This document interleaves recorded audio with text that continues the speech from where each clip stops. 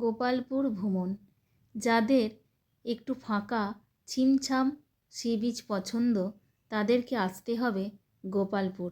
গোপালপুর আসার জন্য রাতে ট্রেন ধরেছিলাম আমরা হাওড়া থেকে 11:45 ছেড়ে যাওয়া চেন্নাই মেলে। গোপালপুর পৌঁছাতে গেলে আসতে হবে ব্রহ্মপুর স্টেশনে। ব্রহ্মপুর স্টেশনে নেমে 1 নম্বর প্ল্যাটফর্ম দিয়ে বেরিয়ে আসুন। তারপরে ওখানে অটো ট্যাক্সি স্ট্যান্ড ছিল, সেখান থেকে আমরা অটো ধরে চলে এলাম আমাদের বিচে। অটোতে ভাড়া লেগেছিল 400 টাকা।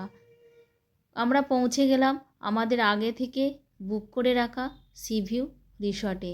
খুব সুন্দর ছিমছাম দেখতে একতলা বিল্ডিংটি। এই হোটেলের মালিক একজন বাঙালি। সুন্দর গোছানো সবুজ চারদিকের পরিবেশ দেখলে চোখ ভরে যায়। তারপরে এসে আমরা পৌঁছে গেলাম আমাদের দেওয়া রুমে। রুমটি বেশ পরিষ্কার পরিচ্ছন্ন, ছোটোখাটো।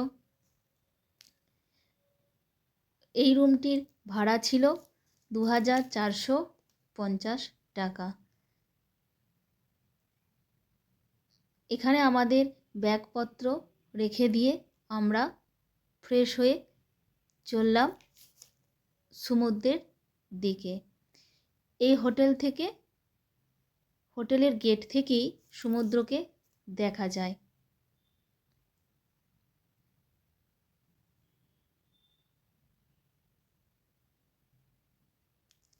আমরা পায়ে হেঁটেই চলে গেলাম। রিসর্ট থেকে সমুদ্রের দূরত্ব একেবারেই কাছে, প্রায় 50 মিটারের মতো। এখানকার সমুদ্রের জল একেবারেই নীল। সি বিচের চারদিকে সুন্দর সুন্দর সব দোকান।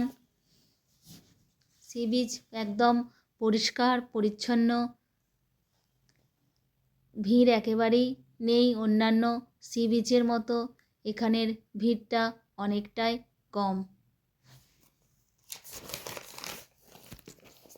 চারদিকের পরিবেশ দেখলে মন ভরে ওঠে।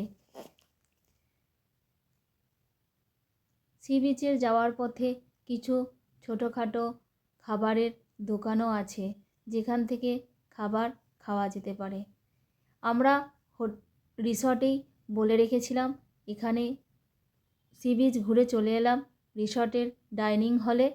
আমরা আগে থেকে খাবার বলে রেখেছিলাম, যেরকম আপনি অর্ডার দেবেন ওনারা সেই সব খাবার বানিয়ে দেবে।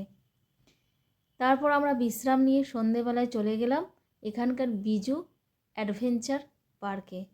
এর প্রবেশ মূল্য 10 টাকা করে। পার্কের চারদিক একদম আলোয় ভরে উঠেছে, চারদিক আলোয় ঝলমল করছে।